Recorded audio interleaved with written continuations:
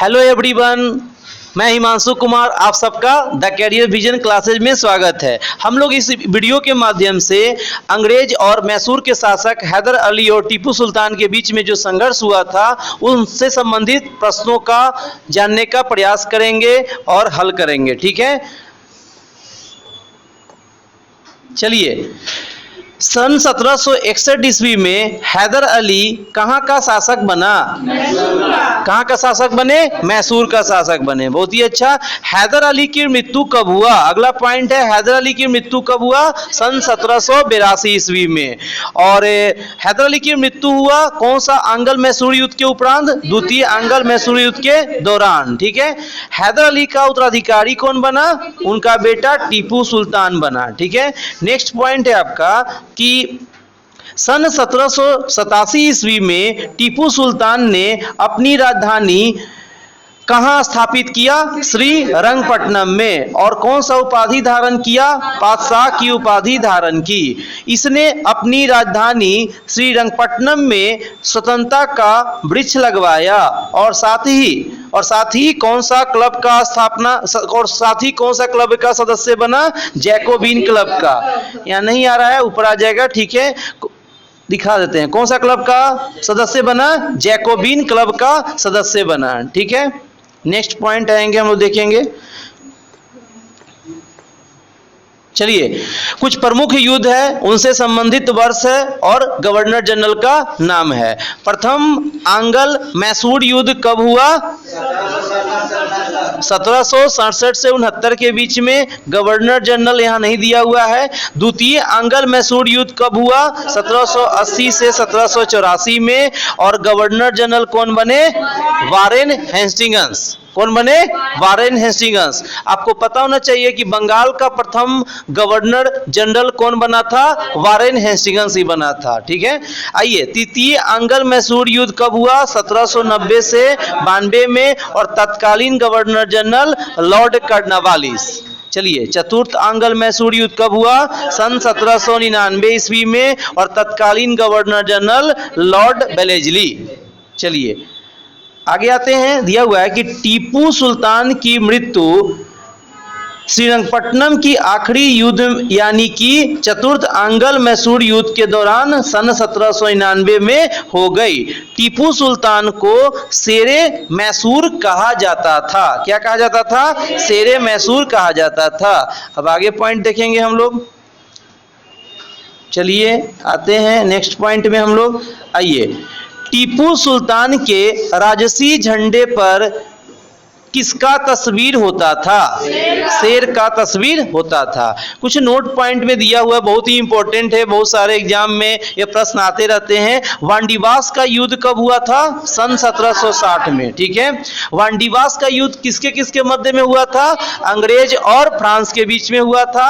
तो देखेंगे कि सन 1760 ईस्वी में वांडीवास का युद्ध हुआ, जिसमें अंग्रेजों ने सर आयरकुट के नेतृत्व में लाली के नेतृत्व वाली फ्रांसीसी सेना को पराजित किया था। यानी वांडीवास के युद्ध में अंग्रेजों ने फ्रांसीसियों को क्या किया?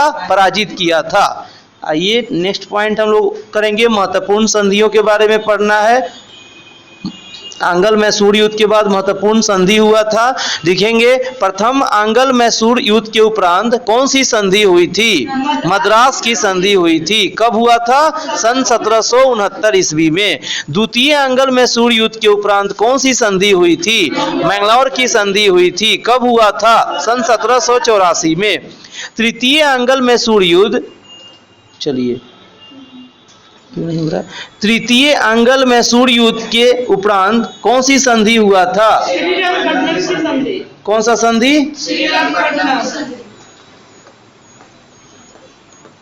एक सेकेंड। चलिए, तृतीय आंग्ल मैसूर युद्ध के उपरांत कौन सी संधि हुआ था? श्रीरंगपट्टनम की संधि। कब हुआ था? सन 1792 ईस्वी में। ठीक है। नेक्स्ट कुछ प्रश्न देखेंगे। चलिए, इसमें देखेंगे हम लोग सिख एवं अंग्रेज से संबंधित प्रश्न है। ठीक है। सिख संप्रदाय की स्थापना का श्रेय किसे जाता है? गुरु नानक को जाता है, जो सिख धर्म के क्या हुए? प्रथम गुरु हुए। गुरु नानक के अनुयायी ही क्या कहलाएं? सिख कहलाएं। इन ये बादशाह बाबर एवं हुमायूं के क्या थे? समकालीन थे। ठीक है, आइए सन 1796 ईस्वी की कार्तिक पूर्णिमा को नानक को आध्यात्मिक पुनर्जीवन का क्या हुआ? अभ्यास हुआ। हाँ, सन 1496 ईस्वी की कार्तिक पूर्णिमा को नानक को आध्यात्मिक पुनर्जीवन का क्या हुआ? आभास हुआ।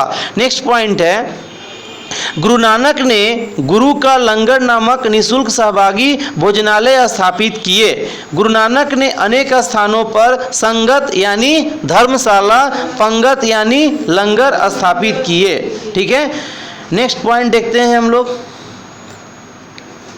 आइए नेक्स्ट पॉइंट में है आपका, संगत और पंगत ने गुरु नानक के अनुयायियों के लिए एक संस्था का कार्य किया जहां वे प्रतिदिन मिलते थे।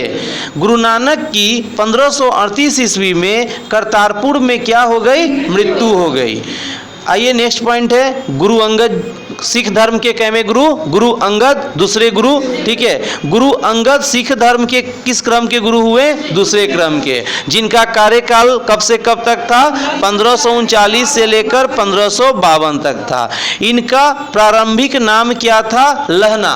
क्या नाम था? लहना।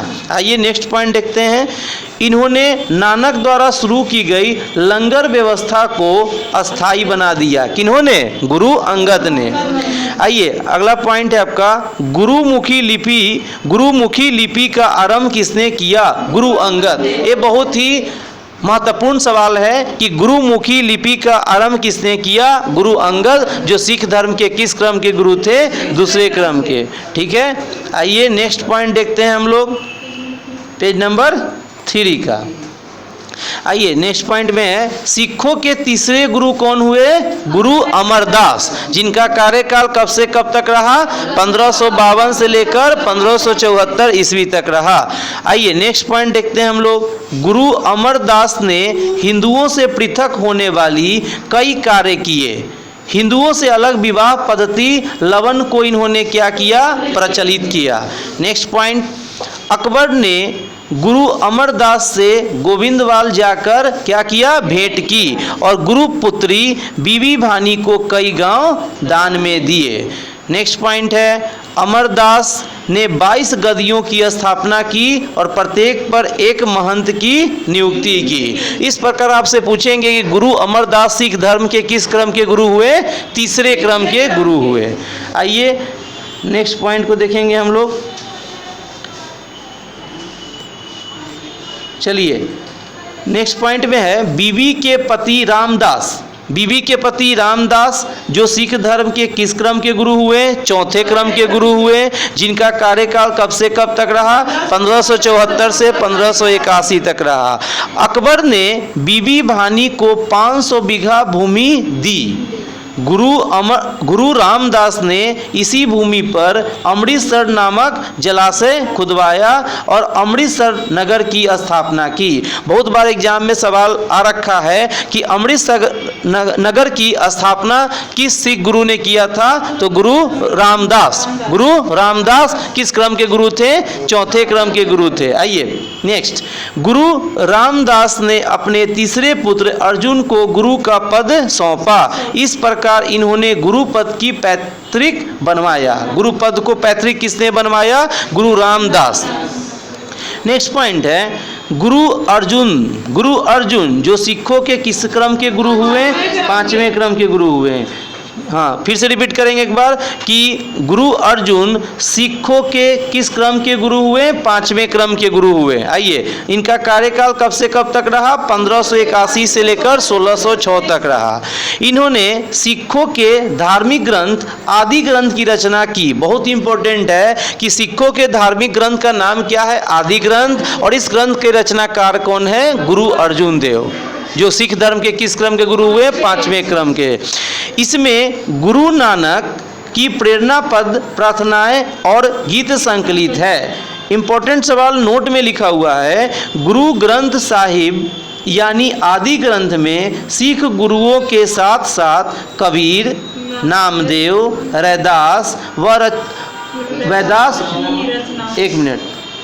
रैदास की रचनाओं को भी क्या किया गया है, सम्मिलित किया गया है। ठीक है, आइए नेक्स्ट पॉइंट को देखते हैं हम लोग। नेक्स्ट पॉइंट है आपका, गुरु अर्जुन ने अमृतसर जलाशय के बीच हरमंदर साहब का निर्माण करवाया। आइए नेक्स्ट पॉइंट है, राजकुमार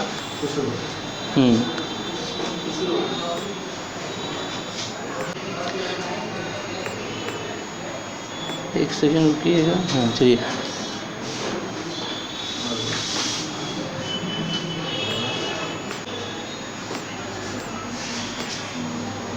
चलिए, नेक्स्ट पॉइंट है, राजकुमार खुसरो की सहायता करने के कारण जहांगीर ने सन 1606 ईस्वी में गुरु अर्जुन को मरवा दिया।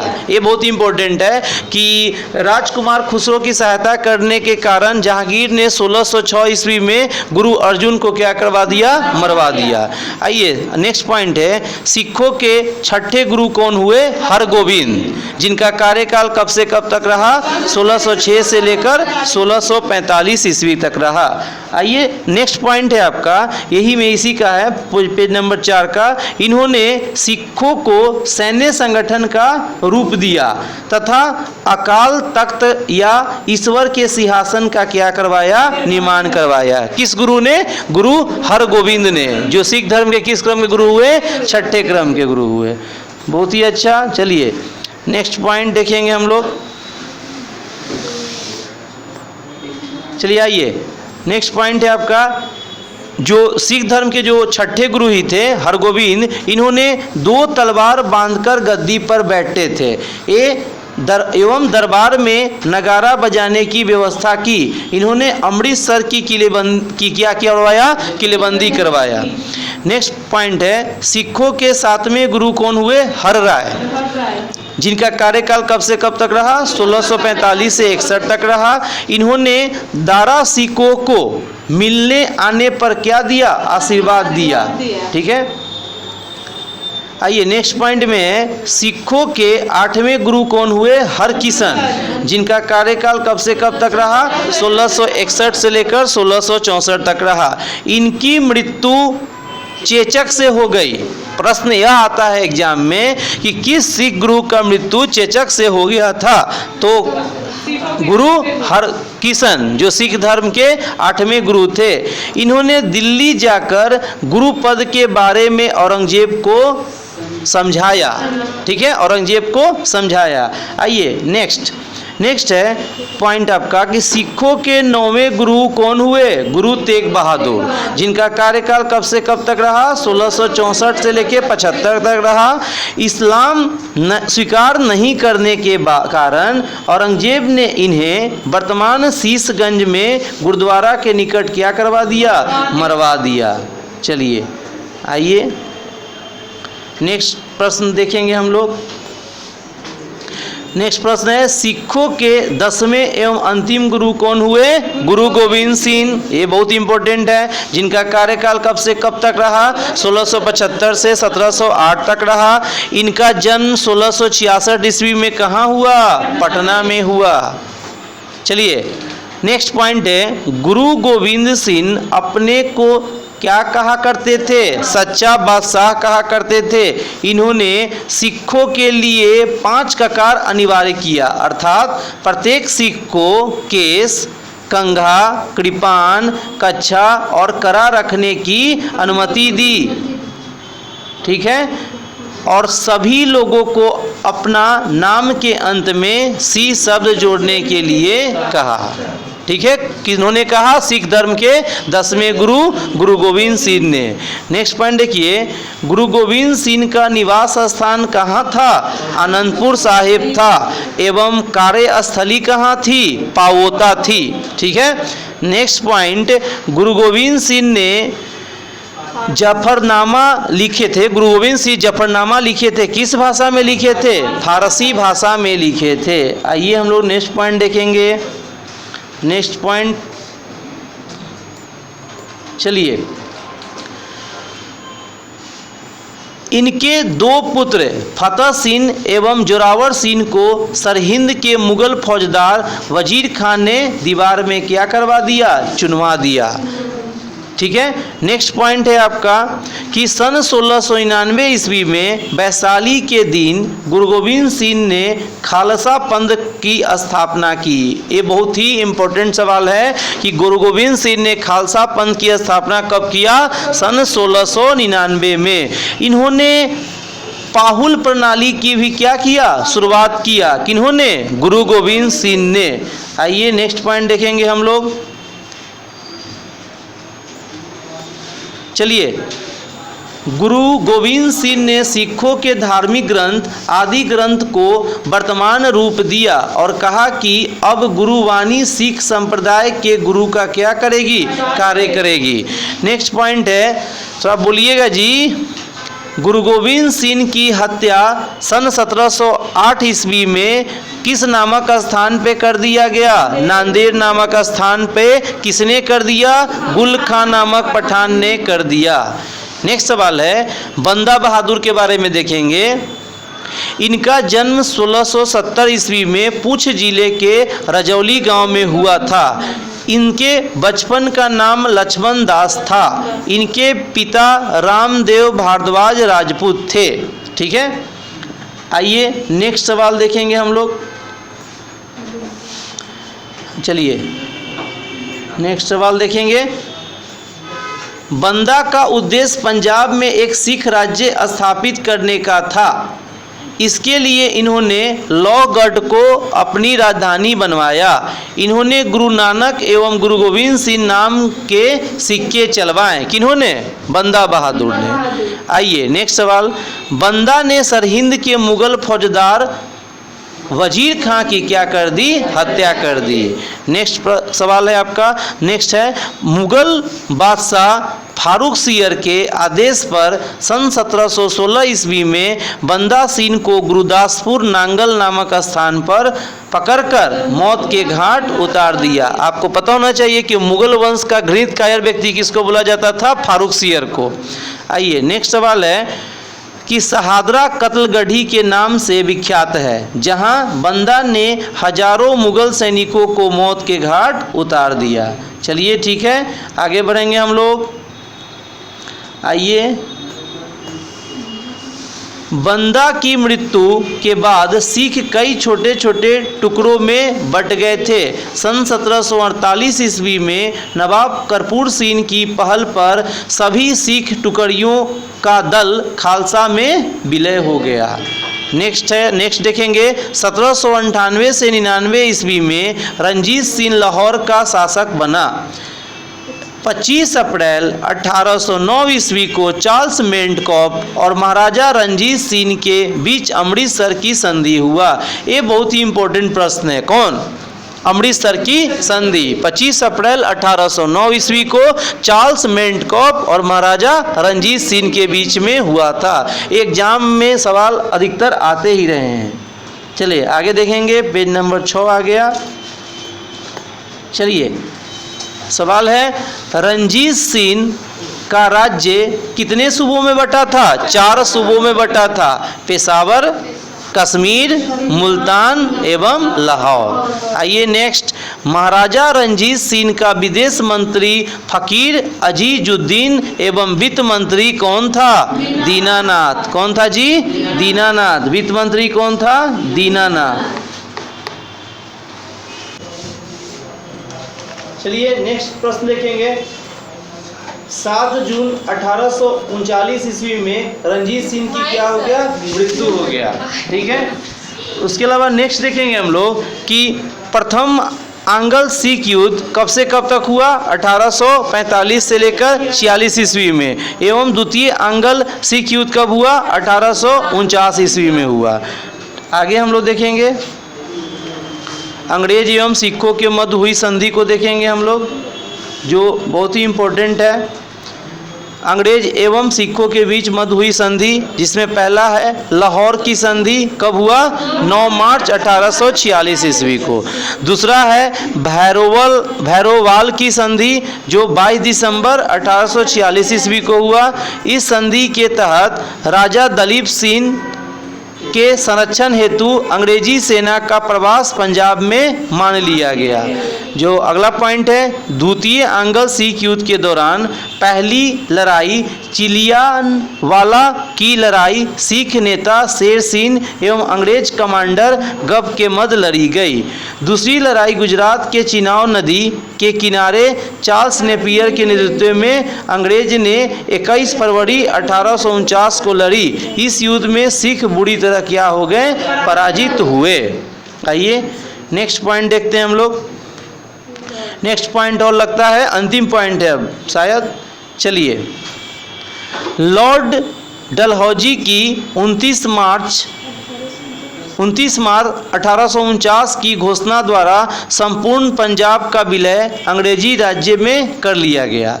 महाराजा दलीप सिंह को 5,000 पाउंड की वार्षिक पेंशन दे दी गई।